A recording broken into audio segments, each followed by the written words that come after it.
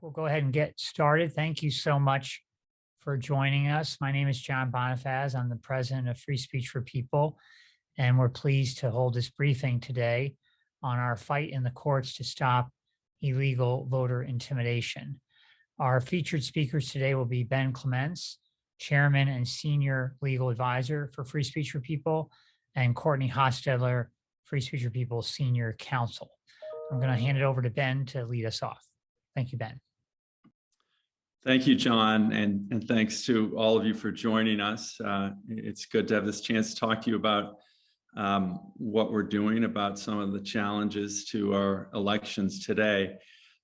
You hear a lot these days about sort of official voter suppression, the voter suppression laws that have been passed over the past year in Republican-controlled state legislatures throughout the country.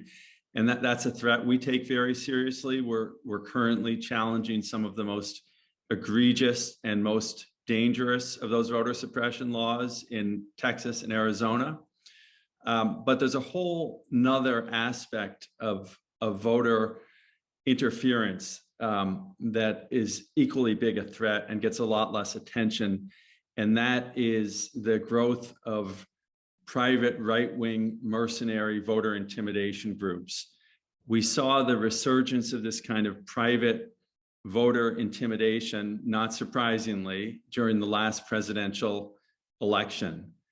While we were working on a variety of voting rights litigation matters across the country, we learned just a few weeks before the 2020 election from a Washington Post article that there was a private so-called security company out of Tennessee called Atlas Aegis that was planning to send armed former special operations military personnel to the polls in Minneapolis and St. Paul, Minnesota.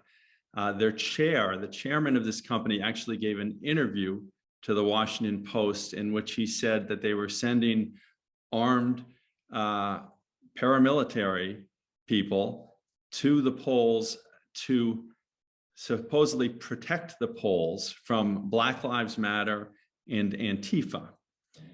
And this was all happening before, of course, the insurrection on the Capitol. But after many, many months of Donald Trump encouraging voter intimidation, encouraging threats and shows of force at the polls. And so we took this very seriously. And I think voters that knew about it took it very seriously, not just the action of sending armed guards to the polls, but the simple act of giving an interview about it in a national newspaper and threatening to do so was a form of intimidation. And not only is it something that intimidates voters, but it's something that violates federal law, specifically Section 11 of the Voting Rights Act.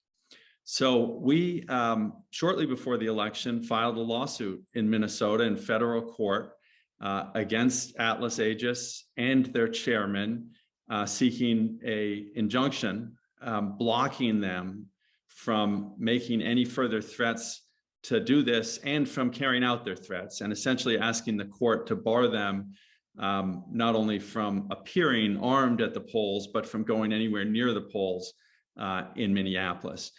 It was quite clear from the comments of their chair that this was targeted voter intimidation. This wasn't sort of random showing up. The comments about Antifa and Black Lives Matter and the fact that this was targeted at the urban centers of Minnesota made quite clear which voters they were trying to intimidate.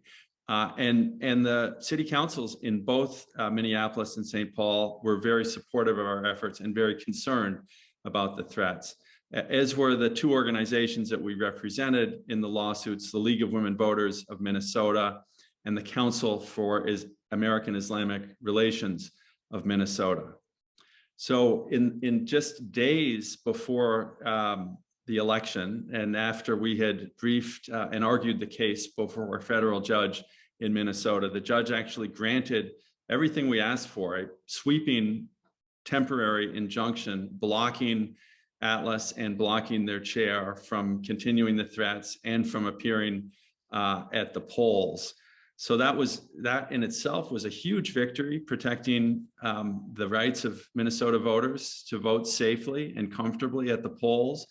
But we were also concerned not just about the 2020 election, about ongoing threats from groups like Atlas Aegis. So after the election was over and as we got into 2021, we made clear to the defendants in that lawsuit that we intended to continue to pursue them and to go to trial if necessary to get a permanent injunction blocking them from doing this kind of thing in the future. With that looming over them, they agreed to a consent decree, which the judge entered as an order, extending the injunction, granting a permanent injunction for 5 years. So they are barred until 2025 from engaging in any so-called poll monitoring and obviously from sending armed guards to the polls or from otherwise intimidating voters. This was a huge victory, not just for the voters of Minnesota, but also nationwide, and set a very important precedent in an area in which there is actually not a lot of precedent. This was one of the first injunctions of its kind issued under Section 11 of the Voting Rights Act. And so we viewed it as an important opportunity to continue to bring these kind of lawsuits where necessary. We fully expected, and our expectations unfortunately have been realized, that this kind of private voter intimidation would continue and would increase as we get closer to the next national elections. And we have already put our precedent to good use in Colorado, where we are suing a group that uses the deceptive name, the United States Election Integrity Plan, which is actually a fancy name for a voter intimidation group that goes door to door, targeting vulnerable voters and trying to scare them from exercising their right to vote. So with that, I'm going to turn it over to our senior counsel, Courtney Hotstetler, to describe that matter in more detail. She is leading that case for us, and she can fill you all in on that. Thank you so much, Ben, and thank you for everyone on this call for this opportunity to talk to you about our challenge in Colorado. As Ben said, unfortunately, we've seen an explosion of efforts to suppress the vote and to intimidate voters. We saw it before 2020. And it certainly has not slowed down. If anything, we're seeing more efforts. And I think we're seeing these right-wing groups look for new ways to intimidate voters. And that's what we're seeing in Colorado, where we are, as Ben mentioned, suing USCIP and its three founders. We're suing them on behalf of 3 fantastic plaintiff groups: the Colorado, Montana, Wyoming State Area Conference of the NAACP, Mi Familia Vota, and the League of Women Voters Colorado, with a truly fantastic co-counsel team at Lathrop GPM. And what we're looking to do is we're seeking an injunction to stop USCIP from what they've engaged in this month-long campaign to intimidate voters in their own homes. What we're seeing is an effort to basically bring voter intimidation from the polling places and follow it home. These USCIP agents are showing up at people's doorsteps with intimidating behavior, with intimidating language. And they're coupling that with public ongoing actions and language that make it clear that they're willing to endorse violence against folks that they accuse of voter fraud.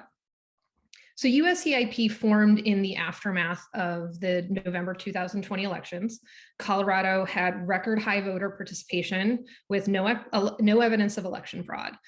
And despite that, USCIP has been spearheading the big lie efforts in Colorado. Its founders and members participated in the January 6th insurrection. They're continuing to engage in tactics that undermine Colorado's elections and intimidate voters and election officials. And that brings us to the specific door-to-door campaign that we are challenging. In the fall of 2021, USCIP began to go directly to voters' homes under the guise of searching for proof of election fraud and so-called phantom ballots. Sean Smith, one of the founders of USCIP, purchased voter rolls, which the group then used to target voters. They told some voters that they were from the county or otherwise intimated that they were associated with the government, which can be extremely intimidating to voters. Their volunteers interrogated voters about how they and other household members voted. And in at least some cases, they went straight to basically baselessly accusing voters of submitting fraudulent ballots and telling homeowners that fraudulent ballots were sent from that address without any basis in fact. Their agents would then photograph the houses that they visited, and the organization maintains a database of those photographs.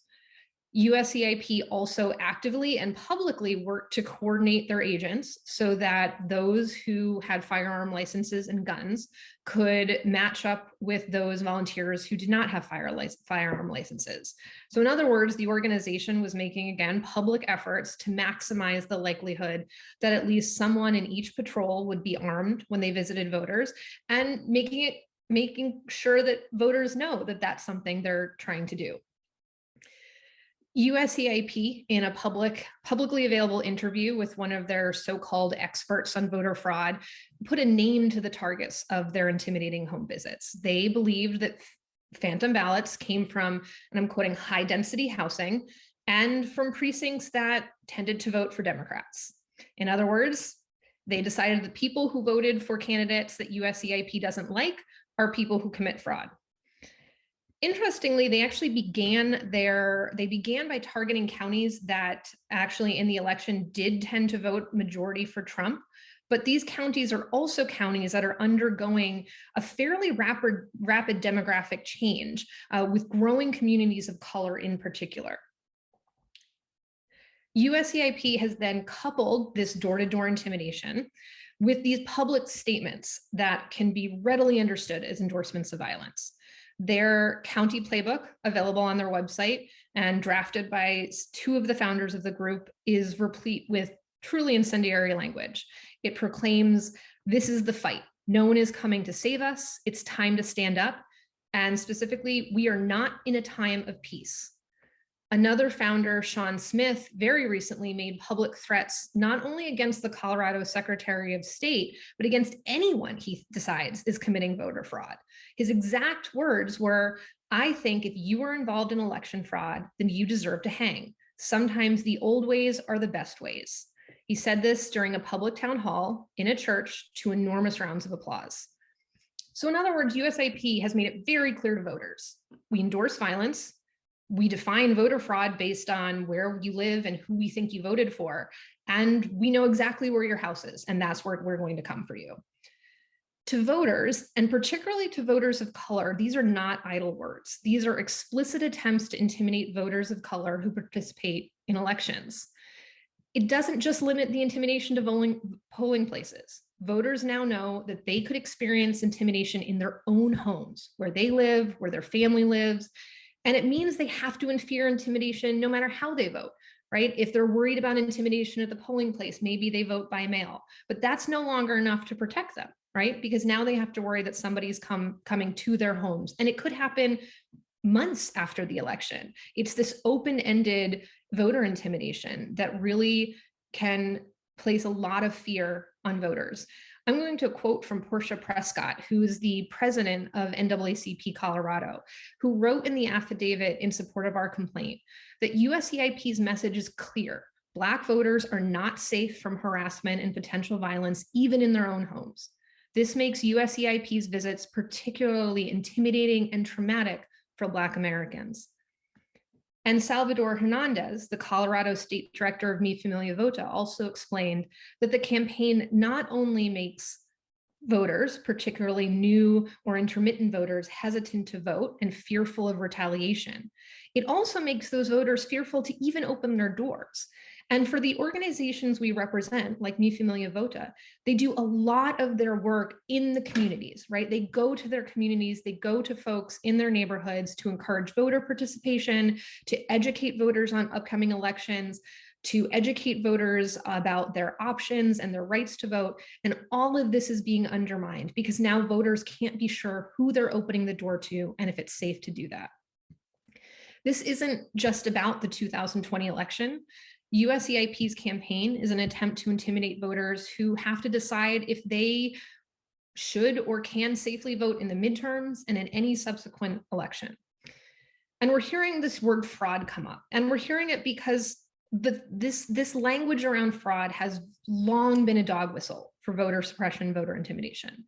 And that's exactly what we're seeing in Colorado. There's no evidence of voter fraud in Colorado, but the language of fraud has provided cover to those people who want to prevent certain voters from exercising their franchise. But this is exactly what the two laws we're bringing this lawsuit under. It's exactly what they seek to prevent. We have Section 11B of the Voting Rights Act, which makes it unlawful to intimidate or to attempt to intimidate voters. And then the Ku Klux Klan Act of 1871 similarly makes it unlawful to conspire to intimidate voters. And that's exactly what we've seen with USCIP. It's notable that the laws prohibit intimidation regardless of the reasons professed by the people carrying out intimidation. So this alleged concern of fraud cannot create a foundation that would somehow render these intimidating visits, this intimidating behavior, lawful. So in this lawsuit, we have, much like in Michigan, we've asked the court, or in Minnesota, excuse me, we've asked the courts to enjoin the defendants from carrying out their door-to-door intimidation campaigns, and further to turn over to the court any photographs taken of voter residents. So we have filed the complaint. We've also filed, a motion for temporary restraining order and preliminary injunction. Both ask the court to issue a temporary injunction before trial. A TRO can issue very quickly. A preliminary injunction typically issues after briefing and a hearing. Unfortunately, the court denied our TRO, but our motion for preliminary injunction is still pending. We've briefed the issue and we're looking forward to the opportunity to be heard before the court, make it clear to the court why this behavior is intimidating and why it needs to stop in order to protect Colorado voters. It's going to be important to pursue this case so that voters can confidently go to the polls this November, knowing that they're safe from intimidation, both at the polls and after the election.